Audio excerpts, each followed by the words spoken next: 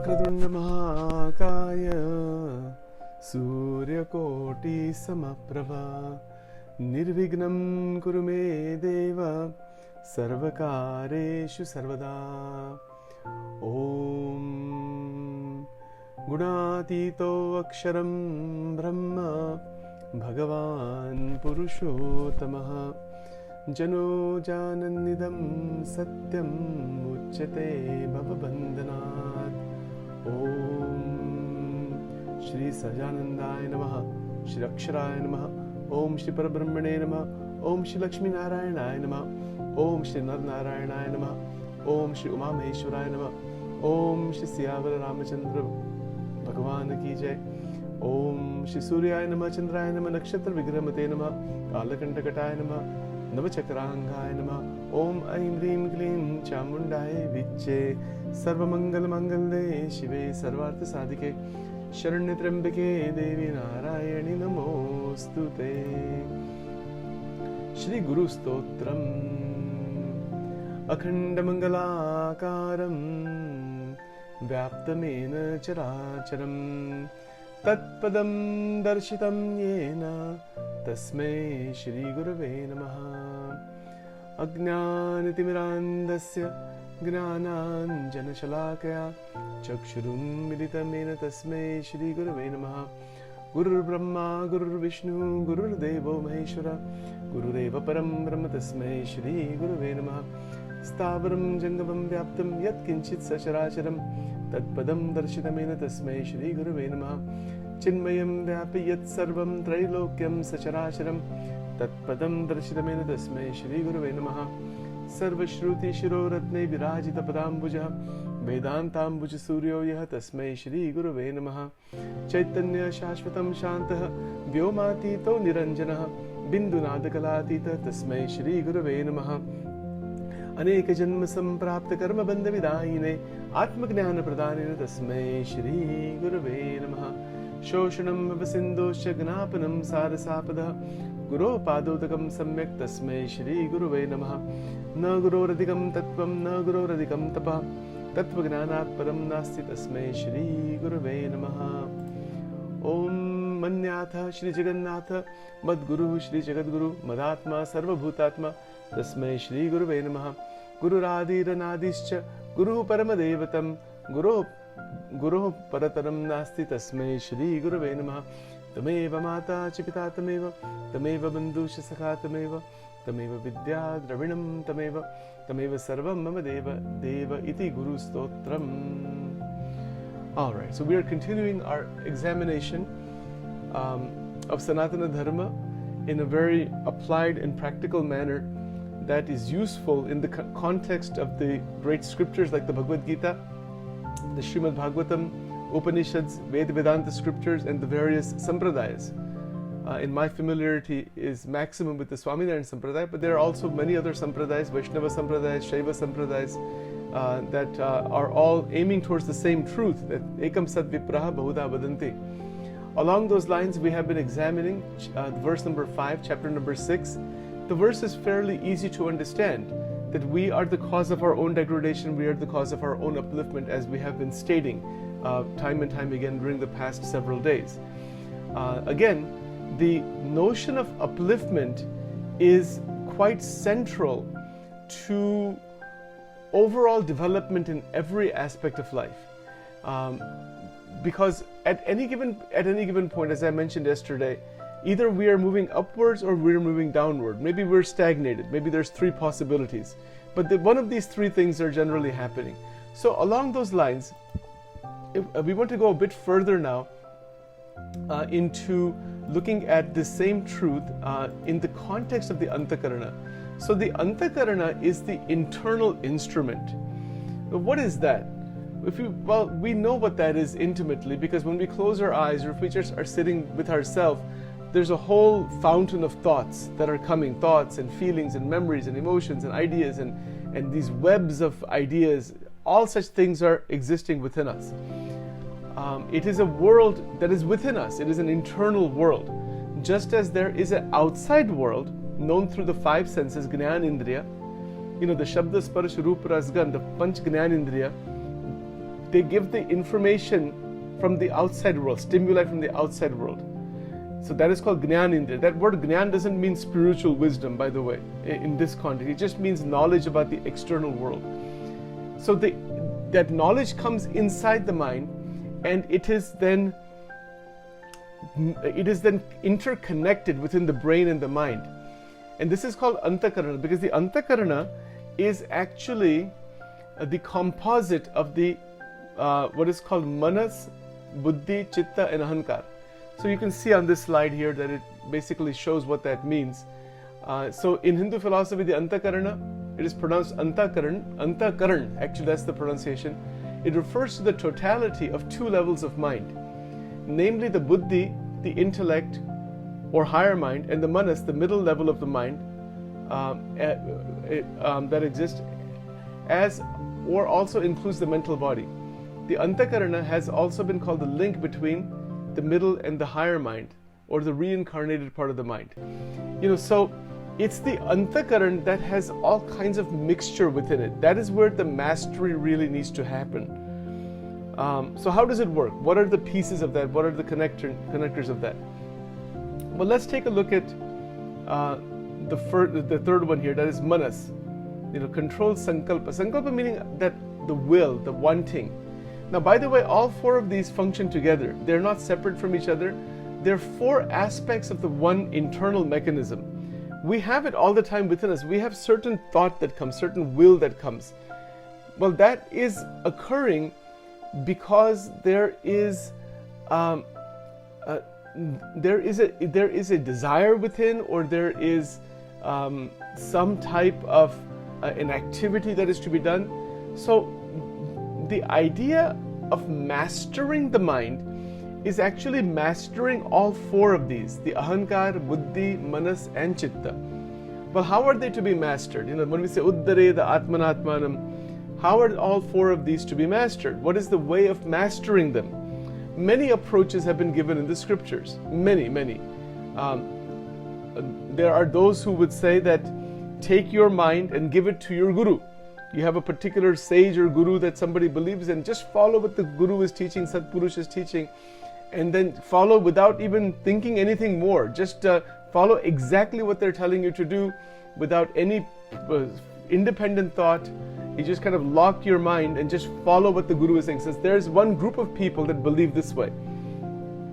And I won't go into all that right now, but there is such a belief. And in fact, in many religious traditions, this same idea is there, that you cannot gain control over this thing by yourself. You just have to follow a preset pattern given by somebody else, and then that's it, and don't even think anything apart from that. So that is one approach. I'm not saying anything about it. If somebody wants to try that, they can try it and see where that leads them. Another approach is to take the Anthakarna and try to become aware of its functioning by yourself, using the scriptures and the gurus as an aid. This is path number 2. Okay, so there's multiple paths. I'll try to bring about as many as I know to present them, and then it's up to each person which way they want to go with this. So in path number 2, the sadhaka, the aspirant, is a researcher of the inner space. And this is something which I tend to follow more than the first path. Although the first path has benefit to some extent. But the second path is where one is curious, jignasa. One is researching what is happening within. What am I? Who am I? What is this intellect? What is happening? What are the mechanisms within me? What is my experience? So if I am curious about myself, I'm going to come across the inner space, that is the Anthakarna. And if I'm curious to know what is the Atma, or to realize the Atma behind the Anthakarna, the light that is lighting enlivening the Anthakarna through the chakra system, then that is a meditative journey inward. So it is possible to use the Bhagavad Gita with respect and love, to go to the temples of the world, go to churches or temples or mosques or synagogues or gurudwaras or any holy place you wish, and to go to the different gurus and teachers and whoever is there, and to be in contact with them mentally, internally, for wisdom, for jnana, so that there is wisdom about the nature of the ego, nature of the buddhi, nature of the manas, and nature of the chitta. Now, how is that to be done? So, for example, let's take the scriptures. If we take the Gita as an example, as we're looking at these verses, what is the process of unfolding the Gita from within? We read the verse, then we think about the verse. So that thinking about the verse is called manan chintan. So it is an activity of actually the buddhi, the mind, and the chitta, because the mind, the mind reads the verse. Then we start, what does it mean? Look, let me try to understand the meaning, so we have some understanding of it. Then the understanding can expand in the buddhi by more reading and more research. And then from there, what the verse is referring to, it is referring to a state of living or realization. That state of living or realization is what we want. It's not simply that we want the verse. We have the verse, Uddareda Atmanatmanam, but now what? How do we bring it inside? So to bring it inside, we hold it inside of us. Am I going upward? Am I going downward? And then I compare my life with the lives of who I may consider to be advanced beings or enlightened beings. How have they lived their life? What have they taught? So there are so many like that. There's a list is quite extensive of all these enlightened people. So that is a comparison. It is a comparison done that I am here, these evolved people are here. How have they lived their life? What have they taught? What is their realization? And then I want to resonate with that through the teachings of the scriptures and my own mind and create a full integration within. So this is the actual process in path number 2. Even in path number 1, you really cannot get away from this. I mean, I don't think anybody can truly just lock their mind away. I don't think that's actually possible. And if somebody does that, then they can wind up like in a cult or something like that. I mean, that's what that would be. It would be a type of severe brainwashing. So that is not spirituality by any standard, according to my viewpoint at least. So path number 2 is where you are deliberately going to go through the ups and downs and the joys and the downfalls of sadhana. Sadhana is going to have ups and is going to have downs. It's going to have some extraordinary successes and is going to have some really terrible failures. That is the nature of sadhana, because it is called sadhan dasha. Sadhan dasha is going to have this mixture, up and down. Something, mind will go here, mind will go there. Sometimes you'll feel this way, sometimes you'll feel another way. All such mixture will be there until the solidification of energy occurs within, and that full energy flowers out beautifully into a transformed state. And that is the transformation of the Anthakarna. The transformation is where the internal confusions, fragmentations, distortions, lack of understanding, our own causing damage to ourselves, all that thing stops. Sachin is speaking this, I have to see truly myself. If I lie to myself, if I distort myself, I'm just cheating myself. It's not going to help me. So I have to sit for meditation in whichever way. You can do it in a gurudwara, you can do it in a temple, you can do it in a mandir, you can do it in a meditation center, you can do it in your room, you can do it in your car, you can do it in the park if you want. You can do anywhere. But be honest to oneself, be true to oneself, because there's no other way to progress further. So the decision to evolve further is the first and most critical step. If I'm going to decide, yes, I want to evolve. Now, there's many ways of evolving. I can say that I want to become healthier. I want to get my body in balance. Mind, body should be in balance. Those are all decisions. Then I want to go inside and purify the Anthakarna. So the Anthakarna is filled with impurities in all 4 of these, the Ahankar, Buddhi, Manas and Chitta. Alright, so let's go into that a little bit today. When we say that we want to purify the Anthakarna, it means simply that the energy within the Anthakarna that has gotten confabulated and mixed and torn, it synchronizes together, and that's a purification. Just like if you have these beautiful ice lattices, that are a 90-degree angle, very beautiful structures that are in alignment, like that. So it's an internal alignment of the man, buddhi, chit, ahankar. Please remember that the Anthakarna is not to be destroyed. Some people have this notion of destroying the mind. Mind is a terrible thing, let's just attack it and destroy it. Wrong. You try to do that, first of all, you'll not be able to destroy it. And by trying to do something like that, you're also using your own mind to do that, and it is causing chaos within the mind. So some people in sadhana, sometimes in yogic sadhana, they go to extreme things. Extreme fasting, extreme sadhana of any kind. It is an attempt to destroy the desire in the mind, and extreme sadhana never destroys the desire in the mind. Because desire is the force of energy moving within the Anthakarna through the causal body. So Anthakarna is the subtle body, Sukshma Sharira. Embedded within the Anthakarna is the causal body. And we can detect the causal body in several ways. One is our force of desire, that's one. Another way is that no thought zone, that stone-like consciousness of just nothingness, that is causal body. It is dreamless sleeps, Shushupti Avastha, that is causal body.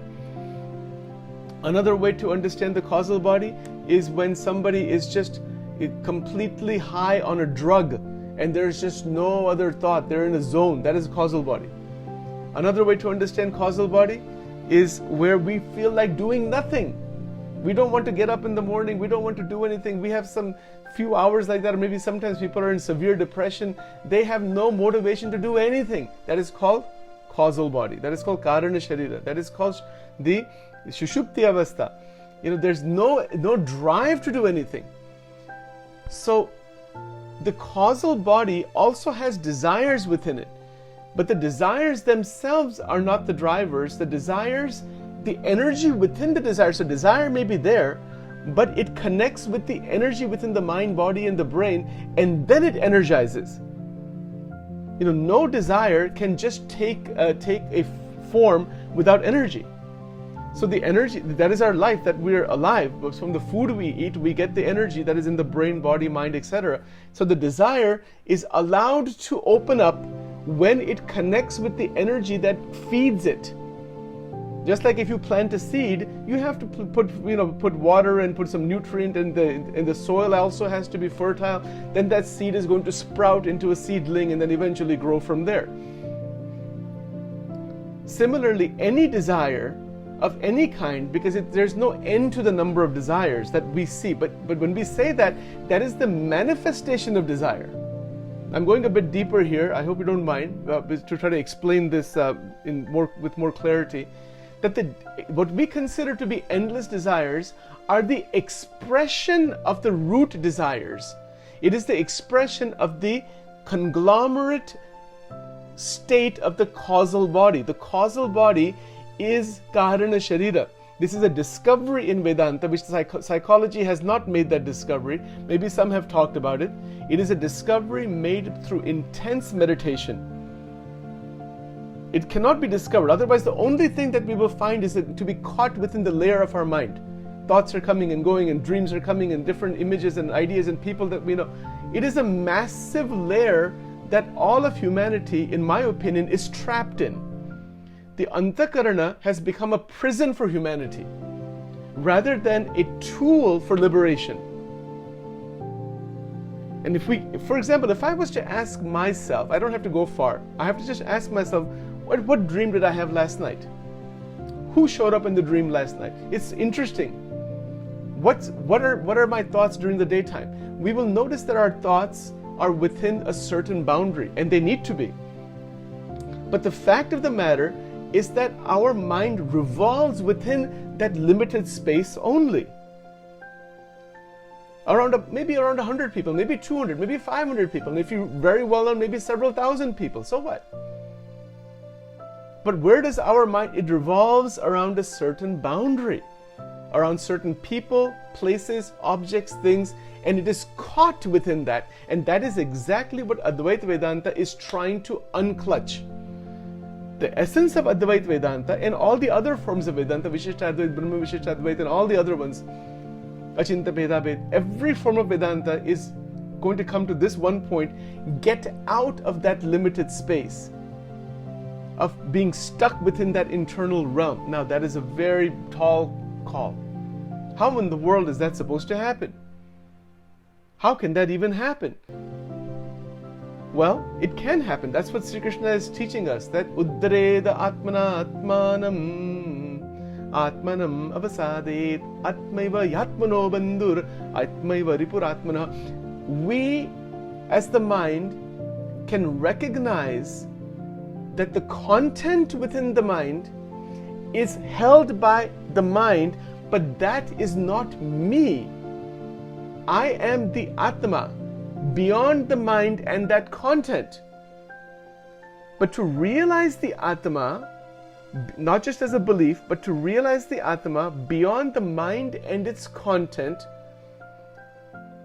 is possible. That realization occurs when the mind itself is filled with wisdom, and it realizes, because that wisdom is actually coming from the Atma. So that wisdom is where satsanga and the contact with the great sages and gurus and scriptures, because the mind has to have contact with the external satsang, with all the great scriptures and gurus and teachers and temples and all those things that are called spiritual contact. Once the mind gets colored by that in its real sense, then from the Atma, that Gnan erupts. So that coloring of the mind begins to resonate with the Atma. Because otherwise, without the Anthakarna getting colored, see actually, that a bhajan of Mirabai, Rangade Chunariya. Remember that bhajan? Rang word is used in Hindi. What is that? That's what I'm referring to. There's a simple way of putting it. This word rang means coloring. That the Anthakarna gets colored by the glory and the thoughts and feelings and emotions of the contact of God and satsang and the images and murtis and icons and whichever tradition. Even in Eastern Christianity, you can look it up. Actually, look up Mount Athos. You'll see that they have so many images and paintings of Christ, and they're worshipping the images, just like how in Hindu tradition we worship the different images of Krishna and Radha and Ram and Sita and all the rest of it. Why is that done? It is an attempt to bring the Anthakarna into a different field of experience. Now this gets a little bit more technical here. When, for example, somebody who is a devotee of Sri Krishna, as an example, but you can put anybody in there. You can put Christ, or you can put particular guru, or whoever you want inside there. If you are a true devotee, if you've seen the homes of true devotees, what do they have? They see their particular icon or guru or whatever everywhere, in their car, in their home, wherever they go. They're constantly in that world. They go to the temples, different organizations. They're colored by that. But that is also a type of artificial coloring for the Anthakarna. That is good. There's nothing wrong with it. It's a good thing. But that coloring can be a doorway into the original realization of the Atma. Because we need a bridge. See, same thing is true in Islamic tradition. People who are devoted to Allah and all that, they're going into the mosques and going into the Quran, they're deeply involved in that. So anybody who is deeply involved in any tradition, if you look at the Swaminarayan tradition, if you look at the Swaminarayan devotees, those who are really dedicated, they're just 100% in that, 100%. That's the life, that's the only thing. So I'm not criticizing anybody, any of it. But the fact is that the Anthakarna gets colored by that. So we have to decide ourselves, what do we want the Anthakarna to be colored with? Now take another example. Take a non-religious example, someone who loves engineering. Let's say somebody who loves electrical engineering is just lost in that, has a PhD in it, and is writing research, and day and night that's the only thought. The Anthakarana is going to be colored in that. Do you think that that person is going to see Sri Krishna or Jesus or anything like that? They're going to see electrical wires and currents and circuit boards inside their dreams. They're not going to see anything else. And do you think a person who is devoted to Jesus intensely is going to see Bhagwan Ram or Bhagwan Krishna or Shiva or Mrityunjay Mantra? Impossible. Highly unlikely. It could happen perhaps in some way, but very, very unlikely. So, and then there are those people who are watching horror movies day in and day out, the Stephen King movies and all that, and they love that stimulation. And then this, what do you think their mind is going to become? It's going to become a horror show. So it all depends what we want the Anthakarana to be colored with. This is a personal decision. Sachin isn't telling anybody what to do. I don't tell anybody anything. I'm just sharing, that's all. It's up to each person to decide. That's what Bhagavad Gita is teaching. This is verse number 5 in chapter 6 saying, Uddareta Atmanatmanam. You decide where is your upliftment. But to decide that, we must be aware, or we need to be aware, what is upliftment for us. And it's different for each person. Somebody it might be doing social service work. Somebody it might be becoming a great teacher. Somebody it might be becoming a very proficient scholar in philosophy, let's say, or in law or academics. Who knows? For another person, it could be just living an ordinary, simple life, just in the very balanced way, and they're very happy with that. To each his own.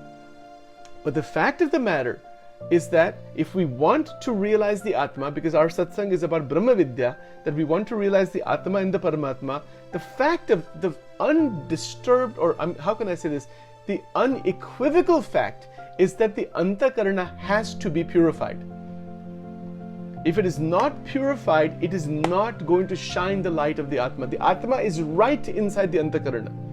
Anthakarana, according to Vachanamrut, Sajanand Swami Maharaj is given a very beautiful analogy that it is like a ray. The mind is a ray from the Atma, but that ray has so much power. He's given an analogy because we can understand these teachers, gurus, they teach by analogies. So just like how you have the sun, we have the Surya Dev, we say. But if you take just one ray is also the sun in some sense. But isn't there a difference between one ray and the whole sun? Obviously. Similarly, this Anthakarana, Mana Buddhi Chit Ahankar, this Anthakarana is like one ray from the Atma, from a power point of view. The power of the mind is like literally just a droplet of what is the Atma. The Atma is so unbelievable. My God, if you realize the Atma, then Shankaracharya ji would say that Atma so Paramatma, Atma is the Brahman, Atma is everything. You realize the self and you're done. That's it. That is the thing to realize. Others might disagree with that. They might say, no, Paramatma is within the Atma, beyond the Atma. Those are different ideas. But the fact is, everybody will say that there is the Atma. Now to realize this Atma, this internal mechanism is a vortex. It's a jungle. It is not an ordinary thing. To stabilize this, to realize, oh, I have this inner world. A first decision, I want to purify it, I want to stabilize. Second decision, what content do I want to place within it? And what do I do with that content? There are those who have the Quran memorized. There are those who have the Bhagavad Gita memorized. There are, in the Swaminarayan Sampradaya, there are so many sages and devotees, they have the whole Vachanamrutam and other scriptures memorized. There are those who have the Bible memorized. They can speak for hours and hours and hours, endlessly on one verse. They have placed those ideas inside their Anthakarana. There are those who have, sitcoms memorized. There are those who have Hindi movies memorized. There are those who they have PhD upon PhD on Bollywood. Okay, that's fine, it's your choice. Then that's what you want in the Anthakarana. All those actors and actresses and all, they're going to start living inside of you. If you want that, no problem, it's up to you. Aapki ichha. See, we don't think about this. What do we want living inside of us? Bada prashna hai, big question. I have to ask myself this question every day. I'm not even trying to convince anybody here. This is just my own reflection. I have to ask myself, what do I want living inside of me? What environment do I want living inside of me? What experience am I looking for? Take gambling, for example. People who are addicted to the gambling activity, all those casinos and all those slot machines, all that stuff is programmed inside their head. That's what's going to show up at night time, from time to time. Whatever, take the drug culture. People who are addicted to drugs and all that, if they stop using for 6 months, 8 months, 1 year, they start having dreams of actually using those drugs with a group of people, and they wake up with the same symptoms as if they were high. See the power of the Anthakarna and desire. It is really, really something. So I will leave it at this point. We'll go into this further tomorrow. There's so much more to be said about this. It is the most interesting subject to even talk about, but more than that, to realize.